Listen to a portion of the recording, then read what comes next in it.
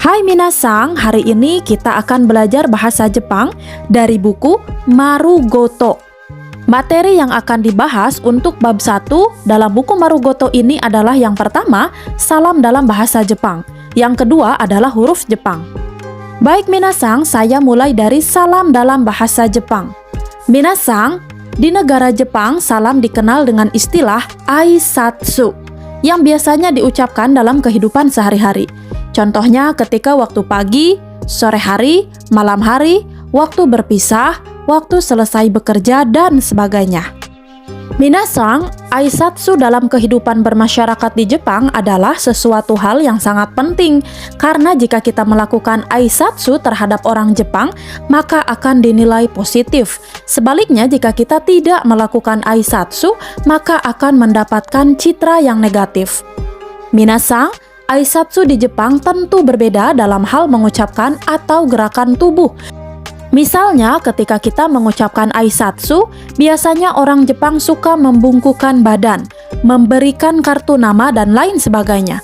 Nah, secara umum ada beberapa salam yang sering digunakan dalam kehidupan sehari-hari masyarakat Jepang. Di antaranya, ada salam pertemuan. Yang pertama, pada pagi hari.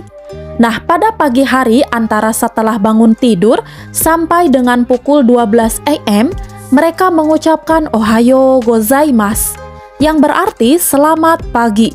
Kata ini memiliki beberapa kata informalnya yang artinya hanya digunakan kepada teman yang sudah akrab dan tidak bisa digunakan kepada orang yang lebih tua atau status sosialnya lebih tinggi. Di antaranya, Ohayo. Yang kedua, pada siang hari. Nah, minasang, pada siang hari yaitu antara pukul 12 AM sampai dengan tenggelamnya matahari, mereka biasanya mengucapkan konnichiwa, yang berarti selamat siang. Nah, secara umum, kata ini jarang digunakan kepada anggota keluarga, teman, sekolah, dan lain sebagainya. Yang ketiga adalah pada malam hari. Nah, pada malam hari yaitu dimulai dari tenggelamnya matahari sampai dengan menjelang tidur. Biasanya mengucapkan konbanwa, yang berarti selamat malam. Sama seperti konnichiwa, kata ini jarang digunakan kepada orang yang dekat dengan kita seperti keluarga, teman sekolah, dan lain sebagainya. Minasang, yang keempat pada saat bekerja. Pada saat bekerja, orang Jepang sering mengatakan Otsukare sama deshita, yang artinya selamat bekerja atau terima kasih atas usaha dan kerja keras Anda. Minasang, kata salam ini sering digunakan dalam lingkungan kerja dibandingkan konnichiwa atau konbanwa. Baik minasang, selanjutnya untuk salam perpisahan. Yang pertama ada sayonara.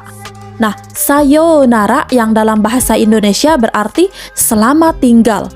Ini merupakan salam perpisahan yang sering digunakan dalam lingkungan sekolah, antara guru dan murid, sama tetangga lingkungan rumah.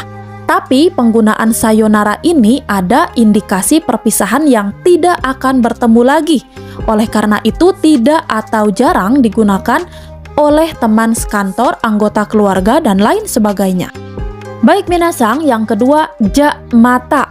Nah, kata ja mata yang dalam bahasa Indonesia berarti baiklah sampai jumpa besok, merupakan salam perpisahan yang biasanya digunakan antar teman dekat yang sederajat dengan kita yang sering digunakan dalam kehidupan sehari-hari. Minasang, kata ja mata kadang disingkat atau disebutkan ja, yang berarti sama dengan termasuk bahasa informal. Baik minasang, selanjutnya yang ketiga ada osake ni shitsure shimasu. Nah, kata osake ni shitsure shimasu ini diucapkan oleh orang atau teman kerja yang ingin pulang lebih awal. Misalnya, dalam teman sekantor lembur dan kita pulang duluan, maka ucapkan kata ini. Kata ini termasuk kata yang sopan ya. Intinya adalah memohon pamit kepada orang yang ada di sekitarnya, baik di lingkungan kerja atau sekolah dan lain sebagainya. Baik minasang, selanjutnya adalah salam untuk ucapan terima kasih. Yang pertama ada arigatou gozaimasu. Nah, arigatou gozaimasu yang memiliki arti terima kasih dalam bahasa Indonesia ini merupakan ucapan terima kasih secara umum dan sopan. Baik minasang, yang kedua ada sumimasen. Nah, sumimasen ini secara umum memiliki makna dua arti, yaitu bisa digunakan sebagai ungkapan terima kasih dan minta maaf. Minasang, untuk ungkapan terima kasih ini, penggunaan kata sumimasen terkesan sungkan atau agak enggan menerima, meskipun kadang pada akhirnya diterima juga.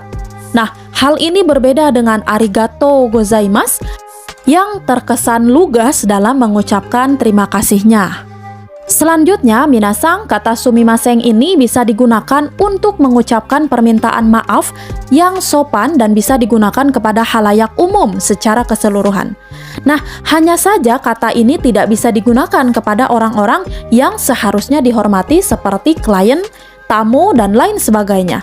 Nah, ini biasanya ada hubungan bisnis. Minasang, selanjutnya saya akan membahas huruf Jepang. Nah, bahasa Jepang merupakan bahasa yang digunakan oleh negara Jepang yang beribu kota Tokyo ini setidaknya memiliki 3 jenis huruf Jepang, yaitu hiragana, katakana, dan kanji. Tapi ada juga yang mengatakan 4 huruf, yaitu ditambah dengan huruf romaji. Nah, untuk lebih jelasnya tentang jenis huruf-huruf Jepang ini akan dijabarkan seperti berikut. Minasang, yang pertama adalah huruf hiragana. Nah, hiragana adalah salah satu sistem penulisan huruf Jepang yang banyak dipakai dan merupakan huruf asli Jepang atau disebut juga bahasa perempuan karena zaman dahulunya lebih sering digunakan oleh perempuan. Minasang, fungsi hiragana adalah sebagai berikut. Yang pertama, untuk menulis kata asli Jepang yang tidak memiliki huruf kanji. Huruf kanji yang tidak jelas atau terlalu formal untuk digunakan dalam penulisan. Fungsi yang kedua mengikuti huruf kanji untuk membentuk kata kerja atau kata sifat. Contohnya, miru. Nah, kosakata miru ini ada 2 huruf, yaitu yang pertama adalah kanji, yang kedua adalah hiragana.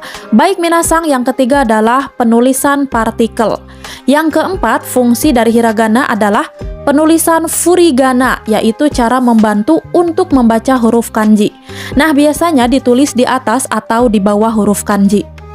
Baik minasang, selanjutnya huruf katakana. Nah, katakana adalah salah satu jenis huruf Jepang yang merupakan bentuk penyederhanaan atau pecahan dari huruf kanji pada abad ke-9. Atau disebut juga bahasa laki-laki karena zaman dahulunya sering digunakan oleh laki-laki. Minasang, fungsi katakana adalah sebagai berikut. Yang pertama, untuk penulisan gairaigo, yaitu kata-kata yang berasal dari bahasa asing yang sudah diserap ke dalam bahasa Jepang. Fungsi yang kedua, kata penekanan. Nah, layaknya huruf kapital di dalam penulisan huruf Romawi. Minasang, yang ketiga adalah mewakili onomatopoeia, yaitu kata yang menirukan bunyi atau perasaan. Contohnya, bunyi bel itu adalah peng pong. Baik minasang, fungsi selanjutnya adalah penulisan kata teknik atau ilmiah. Kemudian fungsi yang terakhir adalah katakana juga sering dipakai untuk penulisan nama perusahaan di Jepang. Baik minasang, selanjutnya adalah kanji. Kanji merupakan huruf yang berasal dari Cina pada abad ke-5 Masehi. Tapi meskipun begitu, tidak semua huruf kanji Cina diadopsi ke dalam bahasa Jepang. Oleh karena itu, cara baca kanji ada 2 macam, yaitu ongyomi adalah pengucapan yang mengikuti ucapan dari Tionghoa, dan kungyomi adalah pengucapan asli dari Jepang. Oleh karena itu, dalam satu karakter tersebut, kadang ada yang memiliki 2 cara pengucapan.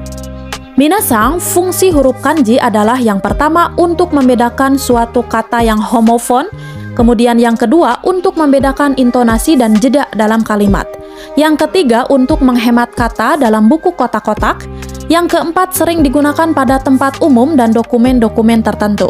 Kemudian yang terakhir untuk membuat satu kalimat dari kata-kata berbeda namun satu makna. Baik minasang, yang terakhir ada romaji. Romaji adalah pengalihan huruf Jepang ke dalam huruf Latin. Nah, hal ini dimaksudkan untuk memudahkan orang asing yang ingin belajar bahasa Jepang dalam membaca bahasa Jepang. Jika belum mengetahui huruf utama Jepang, yaitu hiragana, katakana, dan kanji.